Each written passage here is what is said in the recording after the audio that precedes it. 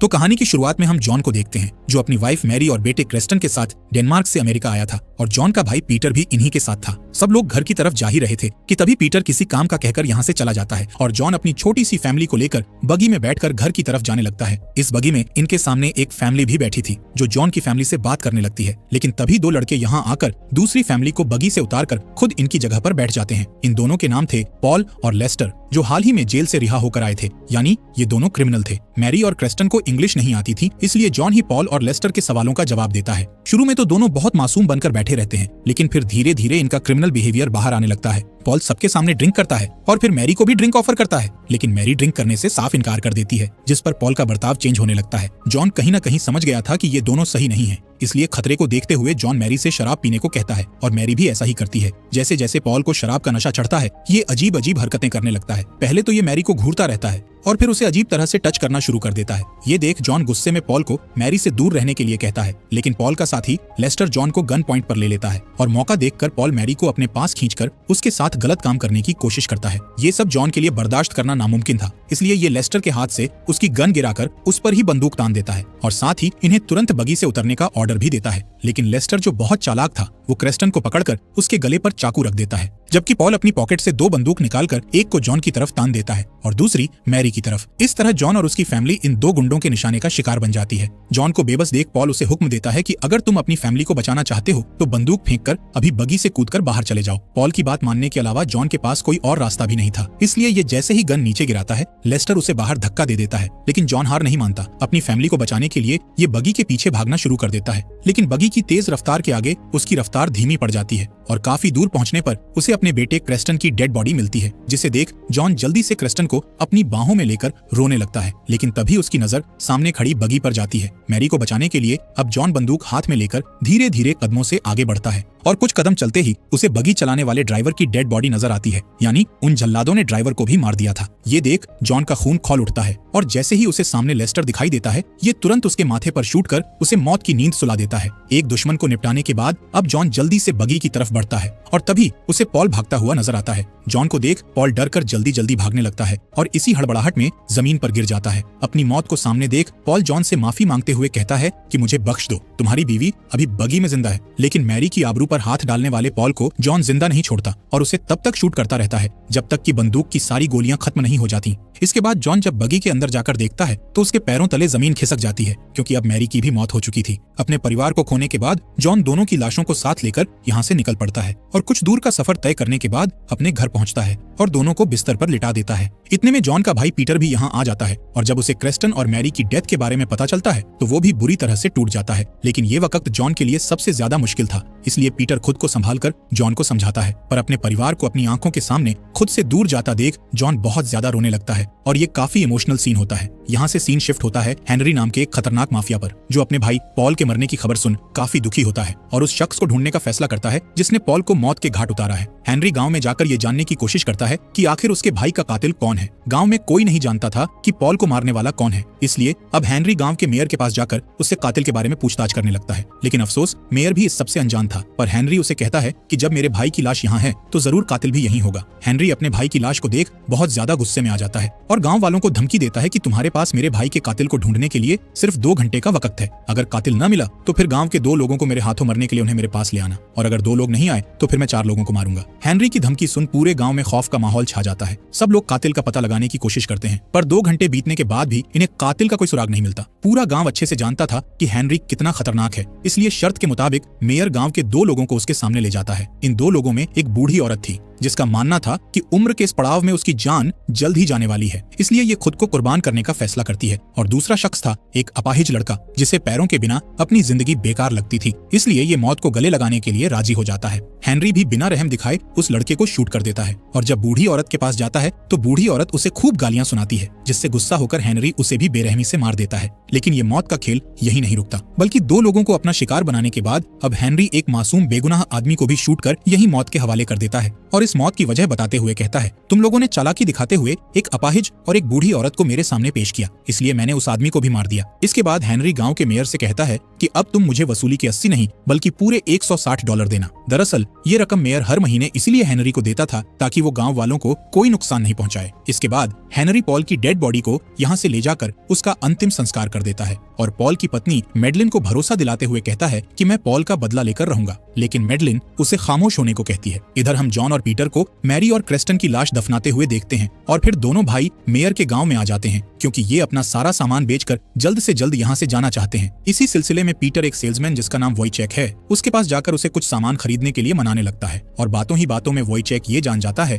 कि पीटर और उसका भाई जॉन दोनों शिकारी हैं। अब क्योंकि हेनरी इनके गांव पर कभी भी हमला कर इन्हें मार सकता था, इसलिए ये पीटर को गांव वालों का साथ देने को कहता है, पर पीटर उसे समझाता है कि तुम हेनरी से कभी नहीं जीत सकते, इसीलिए शांति से उसकी बात मानकर यहीं रहो। दूसरी तरफ हमें जॉन को दिखाया जाता है जो जमीन को बेचने के सिलसिले में गांव के मेयर से मिलने आया हुआ था। दरअसल आज से कुछ साल पहले जॉन ने यहाँ $140 की जमीन खरीदी थी, जिसे अब जॉन मेयर को बेचने के लिए उससे बात करता है और मेयर उसे कहता है कि मैं सिर्फ इस जमीन के बदले तुम्हें $150 ही दे सकता हूँ क्योंकि इस वक्त न तो मेरे पास पैसे हैं और न ही गांव वालों के पास। वैसे भी अब हमें हेनरी को $80 की जगह $160 देने हैं, लेकिन क्यों? जब यही सवाल जॉन मेयर से पूछता है तो मेयर उसे इत्मीनान से पूरा किस्सा समझाते हुए कहता है कि पॉल जो हेनरी का भाई है उसे किसी ने मार दिया है। पॉल के कातिल को हेनरी किसी भी कीमत पर ढूंढकर मारना चाहता है। अगर वो नहीं मिला तो हमारी मुश्किलें इसी तरह बढ़ती जाएंगी। ये सुन जॉन को भी अपनी मुसीबतें बढ़ती नजर आने लगती हैं और ये जल्द से जल्द यहाँ से जाने का फैसला करता है और साथ ही $150 में अपनी जमीन भी मेयर के नाम कर देता है और मेयर उसे पूरे पैसे देकर कहता है कि यहाँ तुम्हारे साथ लूटपाट हो सकती है,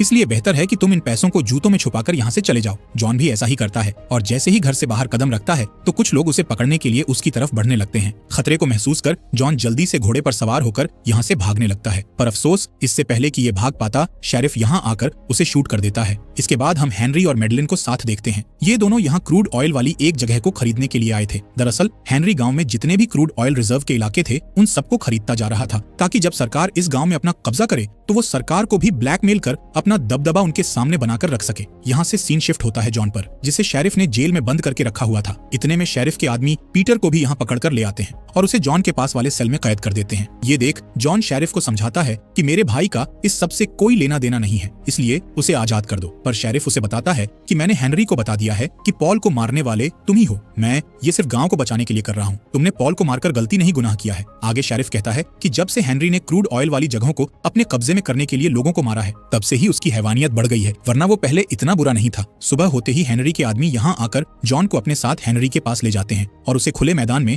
रस्सी से बांध देते हैं और फिर एंट्री होती है हेनरी की, जो मैडलिन को यहाँ लेकर आया था। ये मैडलिन को भड़काते हुए कहता है कि तुम्हारे पति पॉल का कातिल यही है, लेकिन जॉन मैडलिन और हेनरी को समझाता है कि पॉल ने न सिर्फ उसके बेटे को मारा है बल्कि उसकी बीवी के साथ गलत काम कर उसे भी मौत की नींद सुलाया है और जॉन ने उन्हीं दोनों की मौत का बदला पॉल की जान लेकर लिया है। लेकिन हेनरी उसकी एक नहीं सुनता और जॉन को चैलेंज करते हुए कहता है कि मैं जानता हूँ तुम पहले एक सिपाही थे, अब मैं भी देखना चाहता हूँ कि एक सिपाही मेरे सामने कितनी देर टिक पाता है। मैं तुम्हें आसानी से नहीं मारूंगा बल्कि तड़पा तड़पा कर मारूंगा। पहले तुम्हें यहाँ बांध कर रखूंगा और फिर तुम्हारी हिम्मत टूटने के बाद तुम्हें मौत के घाट उतारूंगा। जॉन को तड़पता हुआ छोड़कर हेनरी यहाँ से चला जाता है और उसके जाते ही गाँव का मेयर यहाँ आकर जॉन के जूते से जमीन के दिए हुए सारे पैसे निकाल लेता है और जॉन को समझाता है कि तुम्हारा बचना वैसे भी नामुमकिन है, इसलिए ये पैसे गाँव वालों के काम आएंगे। इधर हम हेनरी को देखते हैं जो अपने भाई पॉल की बीवी मैडलिन के साथ जबरदस्ती इंटीमेट होता है और उसे अपनी गंदी नीयत के बारे में बताते हुए कहता है, मैं तुम्हारे साथ पहले से ही हसीन लम्हे गुजारने का सपना देखता था। ये सुन मैडलिन कोई जवाब नहीं देती है और एक बेजान लाश की तरह उसके सामने पड़ी रहती है। दूसरी तरफ पीटर जेल से रिहा होने के लिए जेल के गार्ड को उकसाने लगता है और उसे कहता है कि मैंने ही तुम्हारी आंख फोड़कर तुम्हें इतना बदसूरत बनाया है, अब कोई लड़की तुम्हारे पास आना तो दूर तुम्हारे मुंह पर थूकना भी पसंद नहीं करेगी। पीटर के उकसाने पर जैसे ही गुस्से में तिलमिलाता हुआ गार्ड उसके सेल के पास आता है, पीटर उस पर हमला कर उसे मारकर यहाँ से बाहर निकल जाता है। जेल से निकलने के बाद पीटर सीधा अपने भाई जॉन के पास जाता है जिसे अब तक बांध कर रखा गया था और उसकी पहरेदारी एक गार्ड कर रहा था। जैसे ही गार्ड अंदर जाता है पीटर तुरंत जॉन को आजाद कर यहीं छुप लेता है और गार्ड को मारकर यहाँ से भाग निकलता है। लेकिन दो गार्ड्स फिर से उसे रोकने के लिए उसका पीछा करने लगते हैं, लेकिन पीटर इन्हें भी मौत की सजा देकर यहाँ से चला जाता है। लेकिन हेनरी के आदमी इनका पीछा करना जारी रखते हैं। जॉन की हालत इतनी ज्यादा खराब थी कि वो घोड़े पर भी नहीं बैठ पा रहा था, इसलिए पीटर उसे बीच रास्ते में ही एक जगह छुपा देता है और उसे बंदूक देकर घोड़े पर सवार होकर खुद यहाँ से भाग निकलता है। हेनरी के आदमी भी जॉन को देखे बिना पीटर का पीछा करने लगते हैं, लेकिन थोड़ी ही देर में इन्हें पता चल जाता है कि जॉन उसके साथ नहीं है, इसलिए ये दो हिस्सों में बंट जाते हैं। होश में आते ही सुबह जॉन जब पानी पी रहा होता है तो यहाँ हेनरी के आदमी उसे तलाशते हुए आ जाते हैं। ये देख जॉन जल्दी से पत्थरों के पीछे खुद को छुपा लेता है और तभी उसे पीटर की लाश दिखाई देती है, जिसे खींचकर हेनरी के आदमी हेनरी के पास ले जा रहे थे। ये देख जॉन बुरी तरह से टूट जाता है। इधर हेनरी जब अपने घर वापस आता है तो उसे अपना एक आदमी मरा हुआ दिखता है, और जब ये अंदर जाकर देखता है तो तिजोरी के सारे पैसे गायब होते हैं। ये देख हेनरी को समझते देर नहीं लगती कि मैडलिन ने उसे धोखा दिया है। इसके बाद हम मैडलिन को देखते हैं जो सारे पैसे लेकर ट्रेन में बैठकर यहाँ से भाग रही थी, लेकिन तभी हेनरी के आदमी उसे पकड़ने के लिए ट्रेन का पीछा करने लगते हैं। मैडलिन भी इन्हें देखकर अपनी सेफ्टी के लिए गन निकाल लेती है और जैसे ही भागने की कोशिश करती है हेनरी के आदमी उसे पकड़ लेते हैं। यहाँ से सीन शिफ्ट होता है जॉन पर, जो जख्मी हालत में एक घर के पास आ गया था। इस घर की मालकिन जॉन को खतरे की तरह देखकर उसकी तरफ गन पॉइंट कर देती है, लेकिन जब वो जॉन को जख्मी हालत में पानी पीते हुए देखती है तो समझ जाती है कि जॉन खतरा नहीं बल्कि खतरे से बचकर यहाँ आया है। इसलिए ये लेडी जॉन को अपने घर के अंदर छुपाकर उसे खाना खिलाती है और साथ ही बताती है कि मेरी फैमिली के कई लोग भी हेनरी के हाथों मारे गए हैं, इसलिए अब हम हेनरी के आतंक से बचने के लिए यहाँ से कहीं दूर जाने वाले हैं। ये लेडी जॉन को भी साथ चलने को कहती है, पर जॉन उसके साथ जाने से साफ इनकार कर देता है और कहता है कि मैं हेनरी को मौत की नींद सुलाकर ही यहाँ से अब वापस जाऊंगा और मुझे तुम्हारे घर में सिर्फ तब तक ही पनाह चाहिए जब तक कि मैं थोड़ा ठीक नहीं हो जाता। हिम्मत वापस आते ही मैं हेनरी के सामने उसकी मौत बनकर जाऊंगा। ये सब सुन लेडी यहाँ से चली जाती है। इधर हम मैडलिन को देखते हैं जिसे हेनरी के आदमी जबरदस्ती पकड़कर उसे हेनरी के सामने पेश करते हैं। मैडलिन के धोखा देने की वजह से हेनरी उससे काफी नाराज था, इसलिए ये गुस्से में मैडलिन के मुंह पर एक जोरदार तमाचा मारता है, पर मैडलिन के दिल में उसका जरा भी खौफ नहीं था, इसलिए वो हेनरी के सामने झुकने या उसकी बात मानने की बजाय उसके मुंह पर थूक देती है। अपनी इंसल्ट होता देख हेनरी अपने आदमियों को हुक्म देता है कि जी भरकर मैडलिन की आबरू लूटो और फिर उसे मौत की नींद सुला दो। कुछ समय बाद जॉन पूरी तरह से ठीक होकर मेयर के सामने आकर उस पर गन तानते हुए कहता है कि मुझे मेरे पैसे और मेरे जूते अभी वापस करो। साथ ही जॉन उससे ये भी पूछता है कि उस दिन तुम हेनरी के पास क्यों आए थे। यहाँ खुलासा होता है कि मेयर हेनरी का आदमी है और उसे पूरा गाँव बेचकर पूरे क्रूड ऑयल का मालिक बनाना चाहता है। ये जानने के बाद जॉन मेयर को बेरहमी से मारकर उसे ताबूत के अंदर बंद कर देता है। हेनरी का सामना करने से पहले जॉन हेनरी को मारने के लिए हथियार का इंतजाम करने के लिए उसी दुकानदार के पास जाता है जहां पहले पीटर गया था। वोइचेक जॉन को बहुत सारे हथियार देता है और जॉन उसे कहता है कि मेयर हेनरी के साथ मिला था। अब तुम ये सच्चाई जाकर जल्द से जल्द शेरिफ को बता दो। अगली सुबह हेनरी के घर के सामने एक घोड़ा आता है जिसके साथ ताबूत बंधा हुआ था। जैसे ही हेनरी और उसके साथी इस ताबूत को खोलते हैं तो अंदर मेयर की लाश देख हैरान रह जाते हैं। इतने में वोइचेक फायरिंग कर हेनरी और उसके साथियों का ध्यान भटकाने लगता है, क्योंकि ये जॉन के साथ उसके प्लान में शामिल हो गया था। मौके का फायदा उठाकर जॉन एक एक कर हेनरी के आदमियों को मारने लगता है, जिससे घर के आसपास काफी भगदड़ मच जाती है। ये देख हेनरी भी जल्दी से अपने लिए एक गन निकालने जाता है और इतने में वोइचेक भी हेनरी के घर की छत पर आ जाता है और यहीं से हेनरी के आदमियों को मारने लगता है। ये देख हेनरी का एक आदमी नीचे से ही छत पर अंधाधुन फायरिंग करने लगता है, जिससे केरोसिन ऑनियल घर के अंदर टपकना शुरू हो जाता है और जैसे ही ये केरोसिन इस शख्स की सिगरेट पर गिरता है उसकी सिगरेट तेजी से जलने लगती है और इस आदमी के साथ साथ पूरा घर आग के हवाले हो जाता है। इधर जॉन फायरिंग करते वक्त जब वोइचेक की लाश देखता है तो बहुत ज्यादा दुखी हो जाता है और मैडलिन के साथ मौजूद एक आदमी को शूट कर मौत के घाट उतार देता है, क्योंकि ये मैडलिन को जबरदस्ती यहाँ से लेकर जा रहा था। लेकिन इस बीच एक आदमी जॉन को शूट कर जमीन पर गिरा देता है और हेनरी उसके पास आने लगता है, लेकिन जॉन फिर से हिम्मत कर फायरिंग करना शुरू करता है, पर हेनरी उसे शूट कर वापस जमीन पर गिरा देता है। हेनरी जॉन को शूट करने ही वाला होता है कि तभी मैडलिन यहाँ आकर हेनरी को शूट कर यहीं मार देती है और फिर जॉन भी हेनरी को शूट कर उसकी बची कुची सांसें छीन लेता है। इतने में शेरिफ गांव के लोगों को लेकर यहाँ आ जाता है और हेनरी को मारने के लिए उसे शुक्रिया कहता है, लेकिन जब ये मैडलिन को देखता है तो उसे मारने के लिए उसे गन पॉइंट पर ले लेता है और कहता है कि हेनरी के बाद यही अगली हेनरी बनेगी। लेकिन जॉन शेरिफ को रोककर मैडलिन को लेकर यहाँ से निकल पड़ता है और इसी के साथ ये कहानी यहीं खत्म हो जाती है।